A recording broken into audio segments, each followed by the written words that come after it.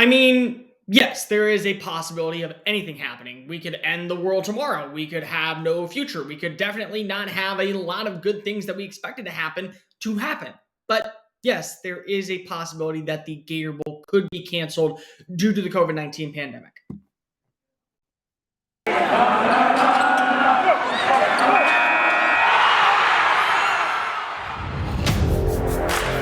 You are Locked On Aggies, your daily podcast on the Texas A&M Aggies. Part of the Locked On Podcast Network, your team every day.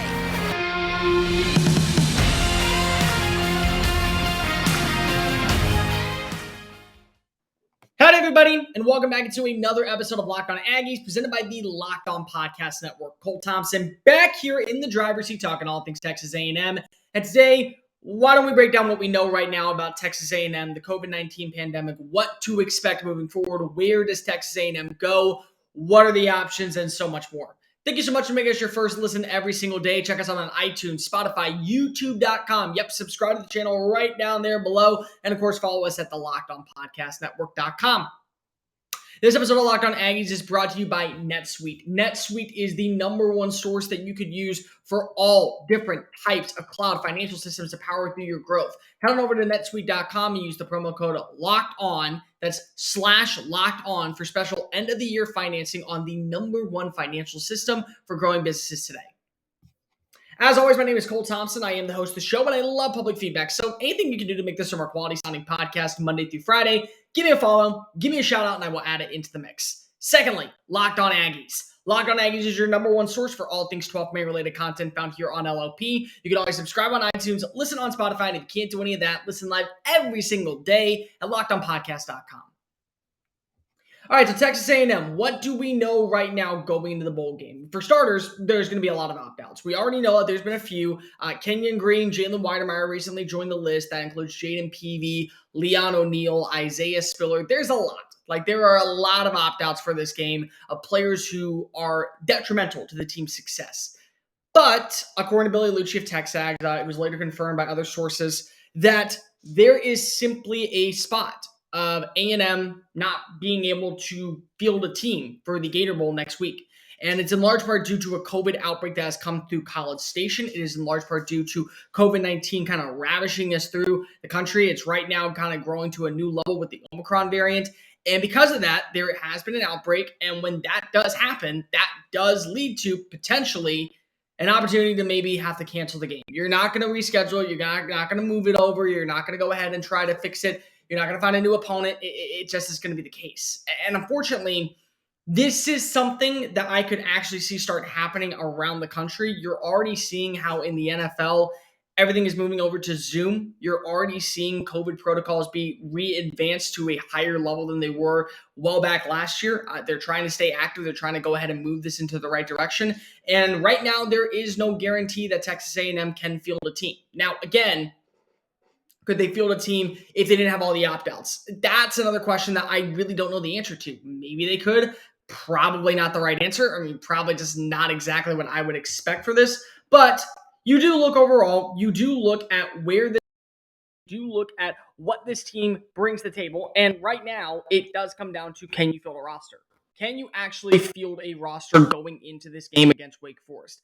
The biggest thing that I look at right now is, where do you have your starters? Opt-outs are going to happen. Opt-outs are definitely going to be a part of the thing. The problem now is, where do you go if you don't have enough of your starters out there? And that's kind of where I sit on this kind of thing, where I'm kind of looking is, what direction can Texas A&M kind of go to?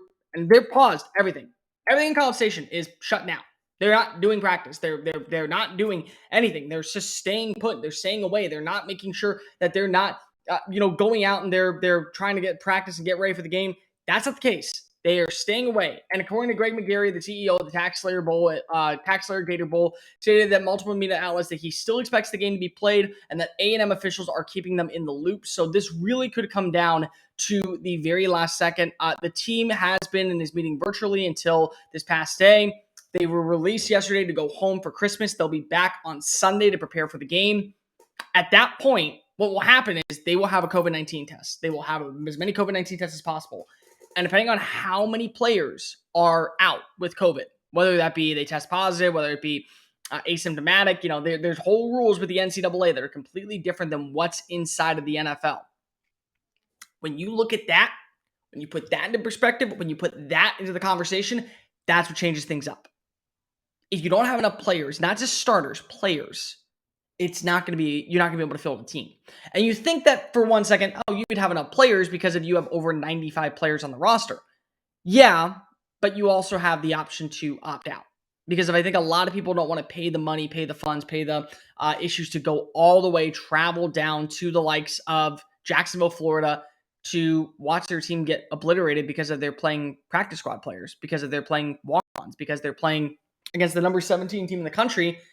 And what else are you supposed to do about it? Now, that again, to me, is not an insult to Texas A&M.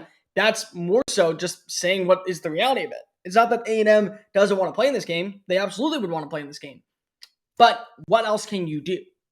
Honestly, what else can you do in this situation? I mean, I look at this right now, and would I rather lose to the likes of Wake Forest by 10 with starters? Would I rather beat Wake Forest by 3? Or would I rather lose by like 45 because if I'm playing a bunch of walk-ons? I mean, that's the reality. Now, again, right now, everything is up in the air. Everything is still up in the air. Nothing is ruled out.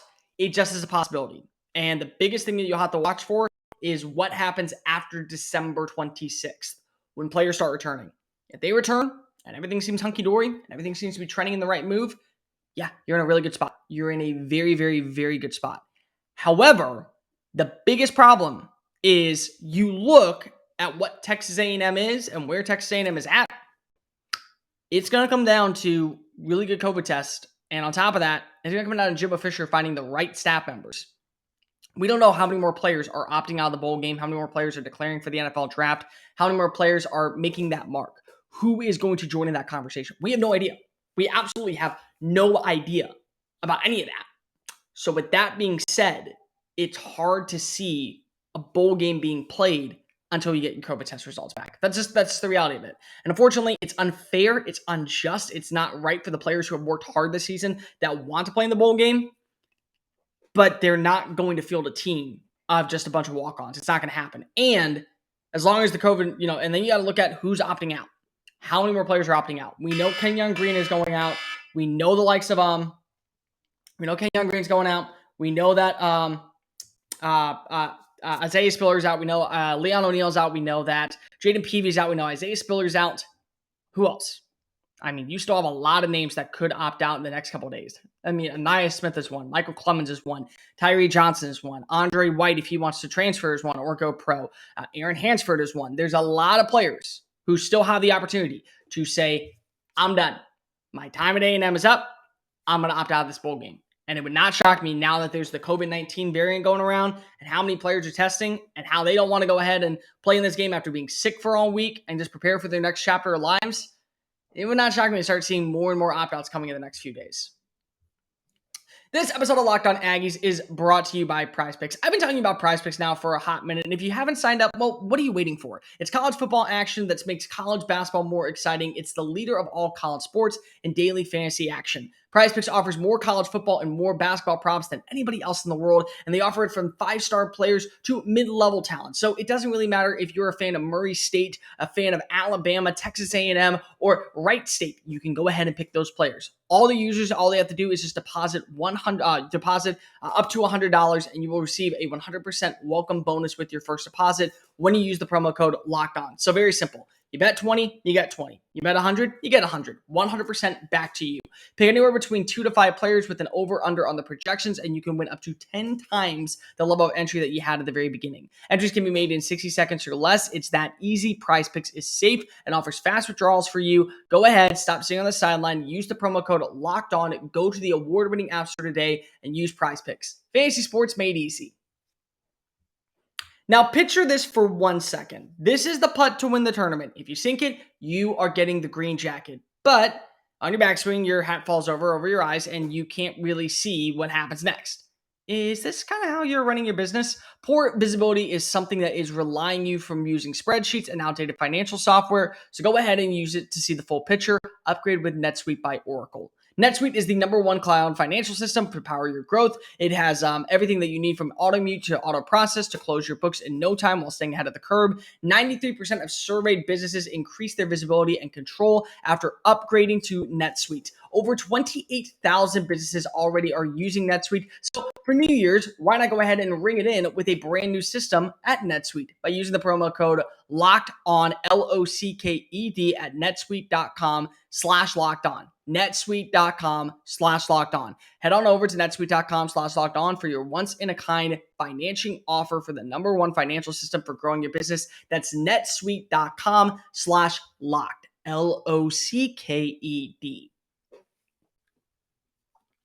Locked On Aggies, presented by the Locked On Podcast Network. Thank you so much for making us your first listen every single day. The ultimate college football preview of 2021 is right around the corner, and make sure you tune in. Local experts, betting advice, and draft analysis, so much more. The most comprehensive college football playoff preview only begins starting this Friday. All right, so let's talk a little bit about the recruiting class. There's a few names that we didn't mention and a few names that I want to talk about real fast. I mean, the big thing was, what's going to happen with the COVID-19 variant and stuff like that. But let's go ahead and talk about Denver Harris, who now is joining Texas A&M. To me, this is a good move, and it's an excellent move for the future. This is what you want to see from Jimbo Fisher, bringing in this talent that is deciding between A&M or UT, deciding between Alabama or A&M, LSU or A&M. You want to make sure that they go towards the 12th man. That's why you agreed to terms on a massive deal. This is a very sticky cover corner. He does a really nice job of closing the gap. He's done a fantastic job playing in man. Did a really nice job. You go back and you watch the state championship. He was asked to play a lot of man coverage, completely obliterated the entire other wide receiver core. But I do think that he is a luxury pick. And what do I mean by that? Well, to me, when I talk about luxury, I mean this is a pick that you didn't need, but it's great to have. When you look at the cornerback position right now, it's actually probably the deepest on the defense. It really is. Because Miles Jones can return next year, and he's a proven starter of 4+ years. But then you have Brian George, who also has done a very nice job playing in a limitation role during the last 2 seasons. You have Jalen Jones, who has been a fantastic cornerback for most of his career. I will say there were some times this year that I was a little frustrated with him. There's a few times where he kind of went a little too high tackling. There's a few times he got kind of bit at the line of scrimmage. Didn't really flourish the way I think a lot of people thought he would. But that's not really the case here. The case is that he's done a good job since going into the starting role mid last season. And then you have Tyreek Chappelle, the kid from Philadelphia, who absolutely came on strong towards the season and probably was the #1 cornerback on the roster. He absolutely was one of my favorite cornerbacks, and he looked to be the part throughout the entire last, I would say, five or 6 weeks. But you also have Deuce Harmon, the local kid, also I think from North Shore, if I'm not mistaken. So the exact same high school as Denver Harris. When you look at that, he's expected to see his role grow in some capacity next season. And then the nickel, you have Antonio Johnson, who if he moves back to safety, which is his natural position, then that solves a lot of problems. But if not, then that's a gap that's going to be blocked. You also have a lot of veteran talent like Joshua Moten, who have yet to see really the field, because where do they fit? Where are they supposed to play? Where are they supposed to go? It just doesn't add up, if you catch my drift on that part. So you look right now at where Texas A&M is. The cornerback position is so well versed for the long term, you don't have to worry about playing Denver Harris right away. This is a luxury pick, and it's great to have this guy to be able to come in and be a factor if need be, but you also don't have to rush him if you don't want to. There's going to be some players that you're going to have to move along pretty quickly. There's going to be some names that are going to have to probably step up. I would say, if not right out of the gun, definitely by SEC play. They're going to have to start seeing some reps. Definitely on the offensive line. I think the defensive line, you're going to have to go ahead and get some rotational players in. Linebacker, maybe. I think the wide receiver position, definitely. Safety, for sure. Cornerback is not one. Cornerback, you can go ahead and line up who are just the 3 best matchups every single week. If Jalen Jones does not match up well against whoever's going to be the wide receiver at Alabama, okay, you play Tyreek Chappelle. And then you play Miles Jones. And then you play Brian George. And that's what you do. Even if you got to run the 6 defensive backfield set and you want to run Deuce Harmon, you want to run Tyreek Chappelle, you want to run Jalen Jones, you want to run Antonio Johnson, and you want to go ahead and give a shot to Denver Harris, by all means, do it. Nobody's going to stop you. but you don't need to rush him along like you do several of these other players. You have to get the right names out there, but at the same time, you also don't want to burn an eligibility thing or a red shirt when you can go ahead and see what they can do in a year from now. Because in 2023, the cornerback position is going to be very weak. Tyreek Chappelle is going to be the veteran. Deuce Harmon's going to be a guy who probably plays either the nickel or the outside. And Antonio Johnson, early reports, first-round talent. Top 15 player. Absolute top 15 player, even though he plays a lot of nickel. Top 15 guy. Kind of got that Buda Baker type feel, that Jalen Petre, a Baylor type feel. Teams are going to fall in love with him. Very quickly, they're going to fall in love with him. Add all that together. What does that mean? For starters, it means that Denver Harris would be a redshirt freshman. You'd have him for at least 2 more years, if not more. And he would be able to be your young gun in a veteran unit that is not going to be missing a beat. At the same time, if you want to play him, you can play him. Nothing's stopping you.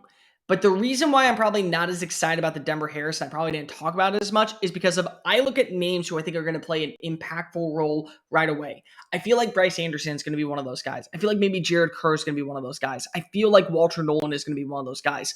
Maybe you look at on the offensive side of the ball, Jake Johnson, Donovan Green, Evan Stewart. They're going to be impactful players. Denver Harris could be an impactful player. But the reason why this is so big for Texas A&M is not for the present, it's for the future. And it's what Jimbo Fisher wants to have. Competition. Competition every single day at practice. He wants his team to be ready, geared up to go every single snap. He said last week, when we asked about early signing period, the fact that you can have players fear where they sit, the fact that you can have players fear where they are in the roster, that's a big deal. They could lose their shot at any single moment. A guy like Denver Harris is great because if you want to what, he's going to add immense competition. But at the same time, make sure that you utilize him properly. The last thing I would want to do is rush him in, have him be inconsistent in coverage, and then burn that red shirt. That's the last thing I'd want to do. So I look at this. It's a really good move. It's a really good long-term move. But I will say right now, it's one that I'm not excited for because I'm not going to probably see him for the next few years. And that's okay. Ultimately, that's actually a really good thing for Texas A&M.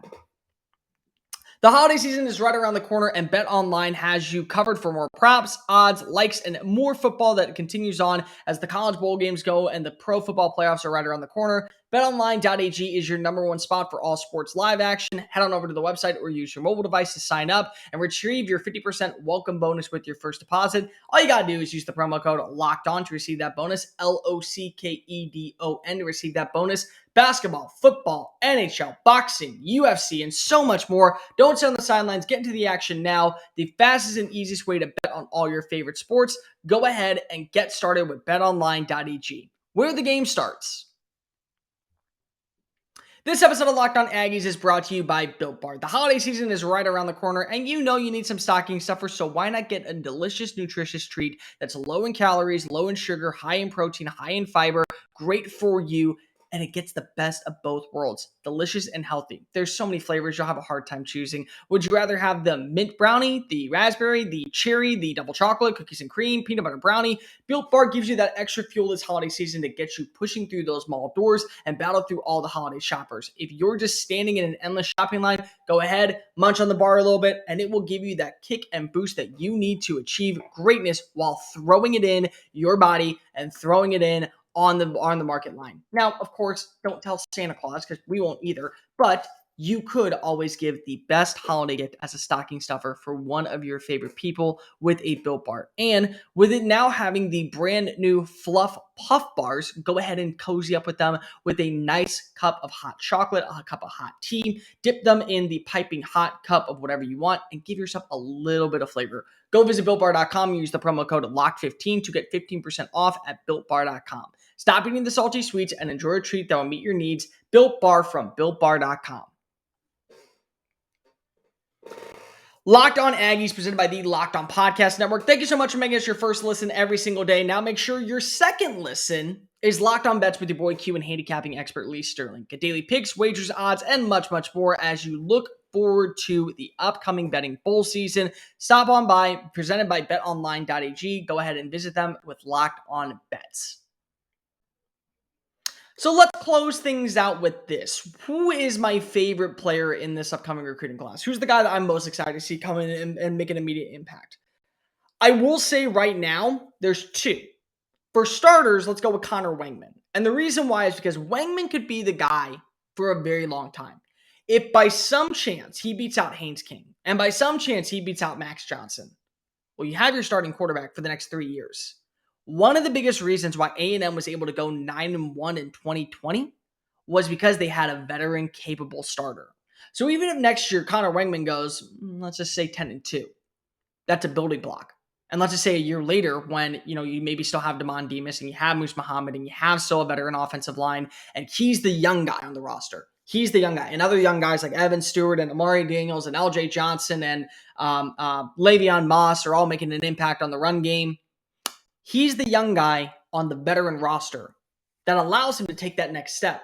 But because of he's already been implemented in the offense, because he already understands what the offense is bringing to the table, it's very easy. It's a very quick fix. He can absolutely be the guy to hopefully only elevate the offense to the next level in the passing game. Something that was very much missing this past year because of Calzada did not have that connection with the wide receivers. I don't think Haynes would have had that connection really early on. It would have taken by mid-season. But the biggest thing is that it's going to push Haynes King and Max Johnson.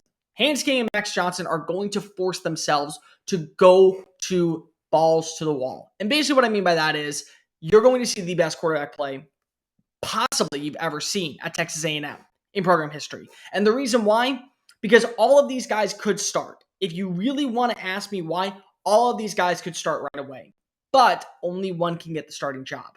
And I do think that Haynes King does have some limitations. I do think that Max Johnson does have some limitations. And I do think that Connor Wengman may just be a little too young. But I can tell you this much, you're never going to know it. You're never going to know it in practice. You're never going to know it early on in the games. You're never going to be able to see any of that. So even if Connor Wengman does redshirt, the biggest thing that you can take away, Wengman is going to come in and he's going to push the two guys who likely are going to be the quote-unquote front runners for the job. Now, defensively, who am I most excited to see? Bit of a surprise, but it really shouldn't be. I look at Bryce Anderson, and I think that he could have a Damani Richardson-type presence in that backfield. Absolutely could.